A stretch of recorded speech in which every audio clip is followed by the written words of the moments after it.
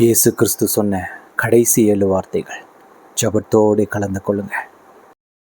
அப்பொழுது இயேசு, பிதாவே, இவர்களுக்கு மன்னியும், தாங்கள் செய்கிறது இன்னதென்று அறியாதிருக்கிறார்களே என்றார்.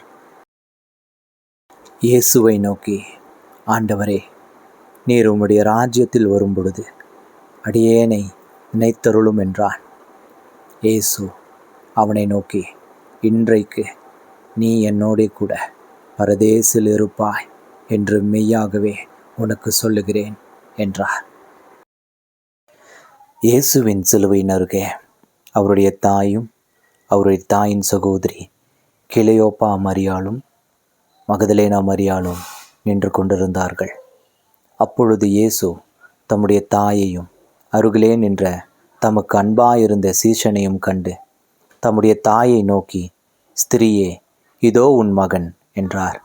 பின்பு அந்த சீஷனை நோக்கி, இதோ உன் தாய் என்றார். அந்நேரம் முதல் அந்த சீஷன் அவளை தன்னிடமாய் ஏற்றுக்கொண்டான். காடி நிறைந்த பாத்திரம் அங்கே வைக்கப்பட்டிருந்தது. அவர்கள் கடற்காளானை காடியிலே தோய்த்து ஈசோப்பு தண்டில் மாட்டி அவர் வாயினிடத்தில் நீட்டி கொடுத்தார்கள். 9ஆம் மணி நேரத்திலே இயேசு, எலோயி எலோயி லாமா சபக்தானி என்று மிகுந்த சத்தமிட்டு கூப்பிட்டார். அதற்கு, என் தேவனே, என் தேவனே, ஏன் என்னை கைவிட்டீர் என்று அர்த்தமாம். இயேசு காடியை வாங்கின பின்பு முடிந்தது என்று சொல்லி தலையை சாய்த்து ஆவியை ஒப்பு கொடுத்தார். அப்பொழுது ஏறக்குறைய 6ஆம் மணி நேரமாயிருந்தது.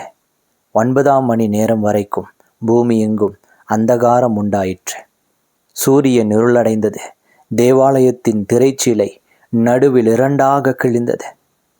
இயேசு, பிதாவே, உம்முடைய கைகள் என் ஆவியை ஒப்பு கொடுக்கிறேன் என்று மகா சத்தமாய் கூப்பிட்டு சொன்னார்.